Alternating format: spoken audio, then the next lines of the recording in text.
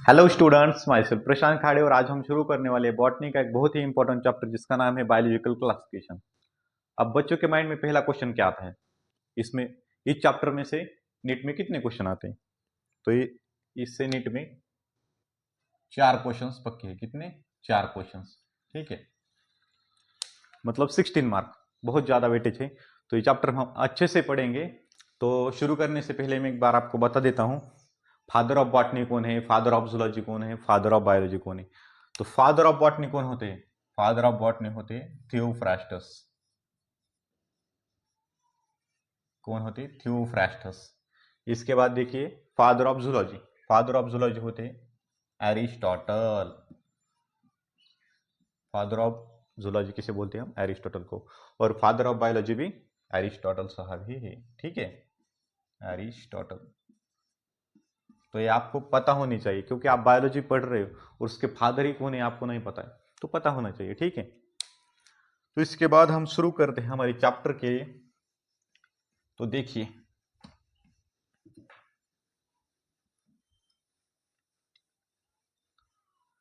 पहले जो साइंटिस्ट आए क्लासिफिकेशन करने के लिए वो थे हमारे एरिस्टोटल साहब। इन्होंने क्या किया? फर्स्ट अटेम्प्ट किया इन्होंने for most scientific basis of the classification के लिए। ठीक है, तो पहले साइंटिस्ट आए हमारे Aristotle.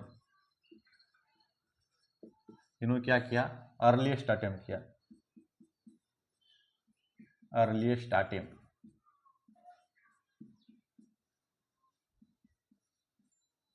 To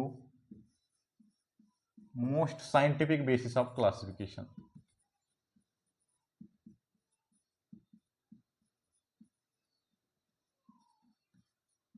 classification of living organism.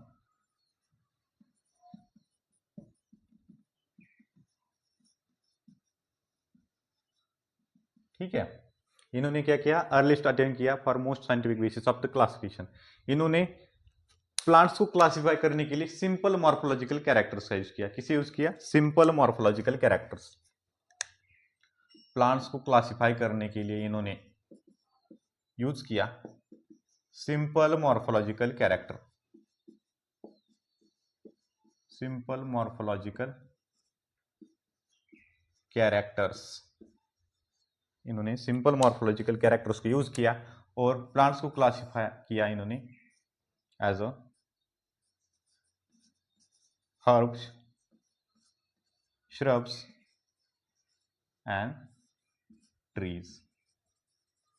ये तो होगा प्लांट्स के बारे में। अब इन्होंने एनिमल को भी क्लासिफाई किया। तो एनिमल को क्लासिफाई करने के लिए उन्होंने क्या किया? सॉरी,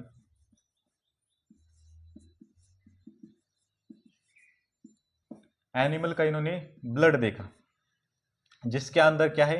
रेड ब्लड है, रेड ब्लड। उसे इन्होंने क्या कहा? एनामिया। जिसके अंदर रेड ब्लड नहीं है, नो रेड ब्लड, तो इन्होंने क्या कहा इनको? अनामिया। तो रेड ब्लड के बेसिस पे इन्होंने क्लासिफिकेशन किया एनिमल का। अब रेड ब्लड है मतलब इनके अंदर क्या होगी? आरबीसीज प्रेजेंट होगी और इनके अंदर आरबीसीज एब्सेंट होंगी। ठीक है, तो एरिस्टोटल आए हमारे। इन्होंने क्या किया? Earliest attempt to most scientific basis of the classification of living organisms. इन्होंने प्लांट्स को क्लासिफाई करने के लिए सिंपल मॉर्फोलॉजिकल कैरेक्टर्स का यूज किया और प्लांट्स को क्या क्लासिफाई किया इन्होंने? Into the herbs, shrubs and trees. ठीक है, लेकिन उसके बाद एनिमल को इन्होंने क्लासिफाई किया ऑन द बेसिस ऑफ जिनके अंदर रेड ब्लड है और जिनके अंदर रेड ब्लड नहीं है। ऐसे 2 ग्रुप्स में इन्होंने क्या किया? क्लासिफिकेशन किया। 2 ग्रुप्स के अंदर जिनके अंदर रेड ब्लड है मतलब उनके अंदर क्या? आरबीसीज प्रेजेंट है और ऐसे एनिमल्स को इन्होंने क्या किया? क्या कहा? एनामिया। और जिनके अंदर रेड ब्लड नहीं है उनके अंदर मतलब क्या होगा? आरबीसीज एब्सेंट होगी और ऐसे एनिमल्स को इन्होंने क्या किया? एनामिया। ठीक है, तो ये थे हमारे अरिस्टोटल साहब के बारे में। अब इनके बाद दूसरे साइंटिस्ट आए। अब इनके बाद आए हमारे दूसरे साइंटिस्ट जिसका नाम था कैरोलस लिनस। इन्होंने क्या किया? दिया 2 किंगडम क्लासिफिकेशन सिस्टम। क्या? Two kingdom classification system. इन्होंने क्या दिया, टू किंगडम क्लासिफिकेशन सिस्टम। इन्होंने इनमें लिविंग ऑर्गेनिजम्स को क्लासिफाई किया दो किंगडम के अंदर, एक था प्लांटी और दूसरा एनिमलिया।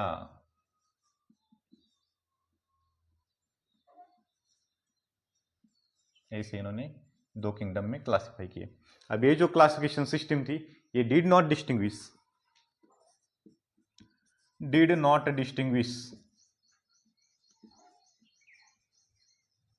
अब इन्होंने क्लासिफाई तो किया लिविंग ऑर्गेनिज्म को, लेकिन ये जो सिस्टम थी ये प्रोकैरियोटिक ऑर्गेनिजम्स या फिर यूकैरियोटिक ऑर्गेनिजम्स इन दोनों को डिफरेंशिएट नहीं करती थी। उसके बाद यूनिसेलुलर ऑर्गेनिज्म, मल्टीसेलुलर ऑर्गेनिज्म, इनको भी ये डिस्टिंग्विश नहीं करती थी। उसके बाद फोटोसिंथेटिक ऑर्गेनिजम्स हैं, नॉन फोटोसिंथेटिक ऑर्गेनिजम्स, मतलब ये तीनों भी ऑर्गेनिजम्स इन्होंने रैंडमली इनके अंदर प्लेस कर दिया। ठीक है, तो इन्होंने किसको डिस्टिंग्विश नहीं किया बिटवीन प्रोकैरियोट्स एंड यूकैरियोट्स। ठीक है, उसके बाद unicellular organisms and multicellular organisms, और इसके बाद फोटोसिंथेटिक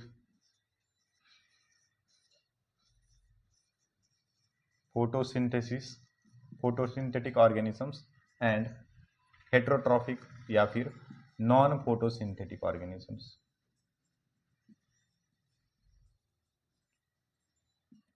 तो ये रहा टू किंगडम क्लासिफिकेशन सिस्टम, ये हमारे कैरोलस लिनस साहब ने दिया था।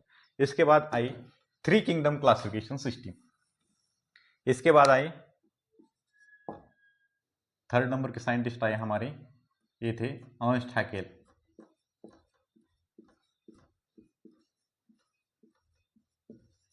इन्होंने क्या दी, थ्री किंगडम क्लासिफिकेशन सिस्टम।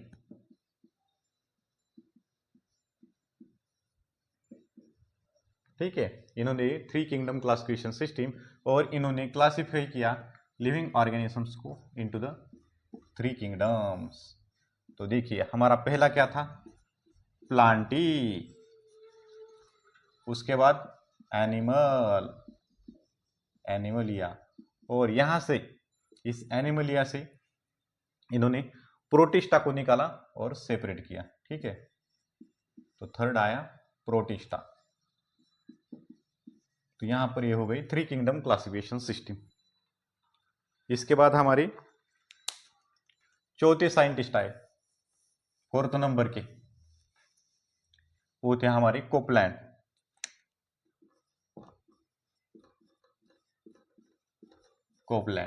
ठीक है, इन्होंने दी four kingdom classification system.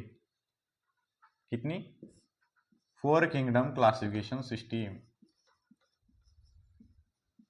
Four kingdom classification.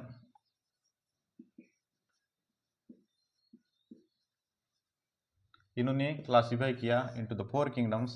पहला वाला था हमारा कॉमन, प्लांटी, उसके बाद एनिमलिया, थर्ड वाला हमारा आया था प्रोटिस्टा,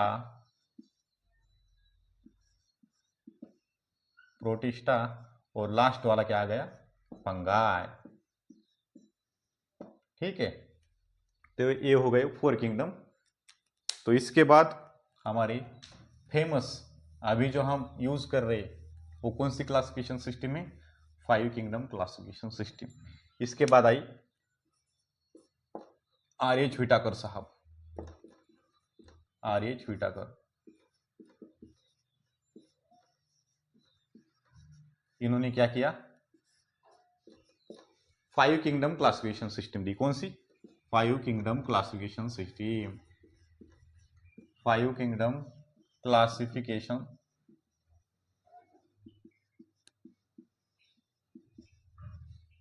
क्लासिफिकेशन सिस्टम। तो इन्होंने कौन से फाइव किंगडम दिए, तो देखते हैं हम एक एक। पहला मोनेरा, प्रोटिस्टा,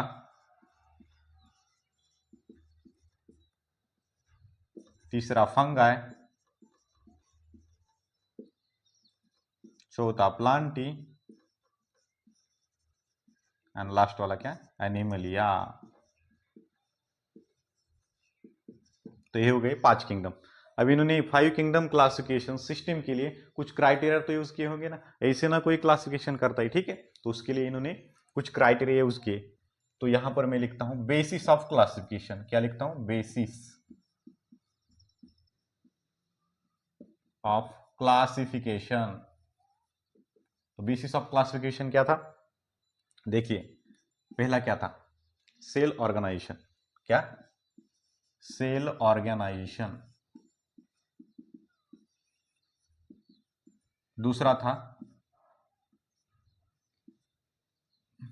सॉरी,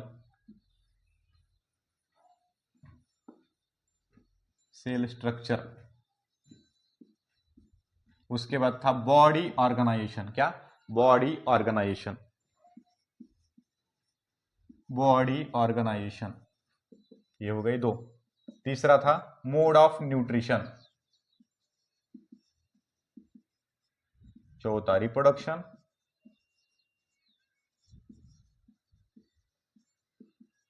और लास्ट का था फाइलोजेनेटिक रिलेशनशिप, फाइलोजेनिक रिलेशनशिप।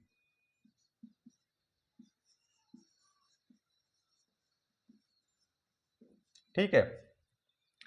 तो 5 किंगडम क्लासिफिकेशन सिस्टम किसने दिया था, आर.एच. व्हिटाकर ने इन 1969 एंड इसमें से कौन से 5 किंगडम थे, kingdom Monera, kingdom protista, kingdom fungi, kingdom Plantae, kingdom Animalia.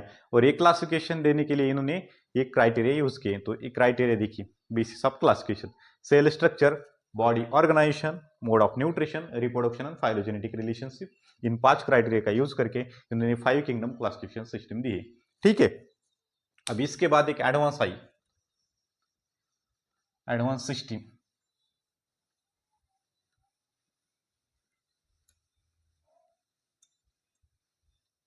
ये दी थी कार्ल हुस ने। किसने, 6 नंबर की मैं यहां पर लिख देता हूं, कार्ल हुस। तो इन्होंने कौन सी दी, 3 डोमेन सिस्टम, 3 डोमेन सिस्टम या फिर 6 किंगडम क्लासिफिकेशन सिस्टम। ठीक है। इन्होंने क्या किया, जो किंगडम मोनेरा था, मोनेरा, इसमें 2 पार्ट्स होते हैं। एक तो होते आर्की बैक्टीरिया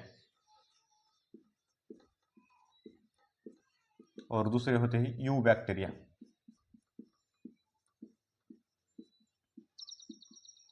तो इन्होंने क्या किया, ये आर्की बैक्टीरिया का सेपरेट किंगडम बनाया और यू बैक्टीरिया का सेपरेट किंगडम मोनेरा ही रहने दिया।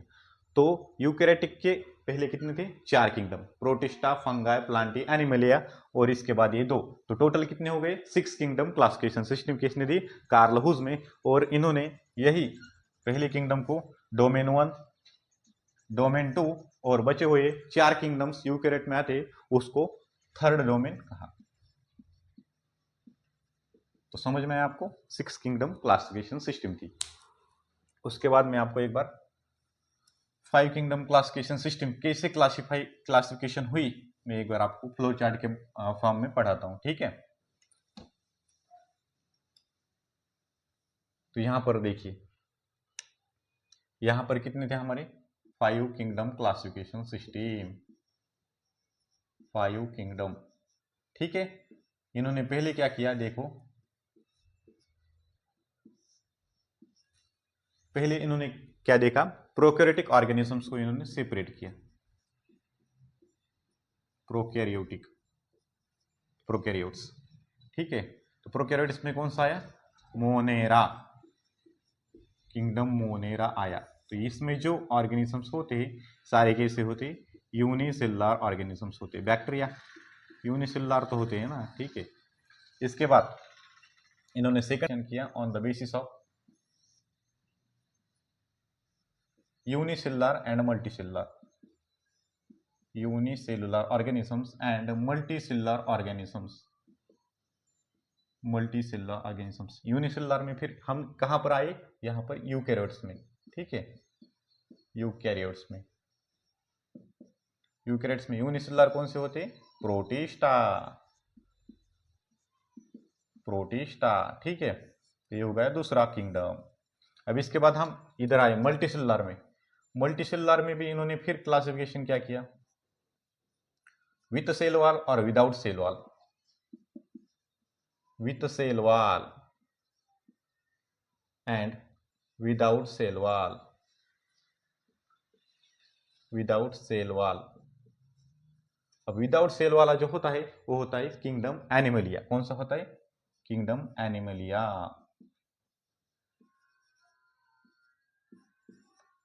तो ये हो गया तीसरा किंगडम।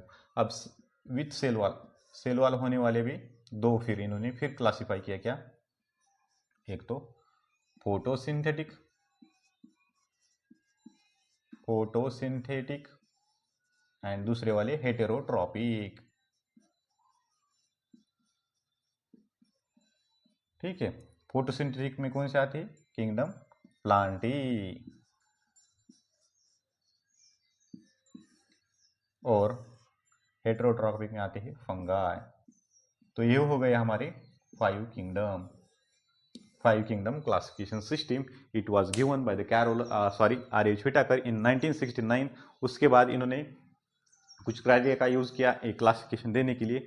वो क्राइटेरिया कौन से थे, cell structure, body organisation, mode of nutrition, reproduction and phylogenetic relationship. अभी क्लासिफिकेशन कैसे हुआ, यहाँ पर मैंने आपको फ्लो चार्ट के बारे में पढ़ा दिया, ठीक है।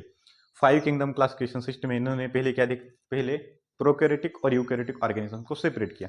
तो यहाँ पर हमें क्या मिला, किंगडम मोनेरा प्रोकैरियोट्स में।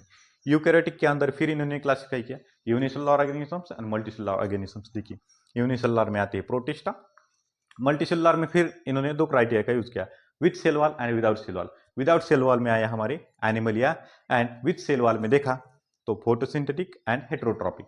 फोटोसिंथेटिक होते हैं हमारे प्लांट्स एंड हेटेरोट्रॉपिक होते हैं हमारे फंगाई। तो आपको ये आज का पूरा समझ में आ गया होगा, ठीक है। Thank you.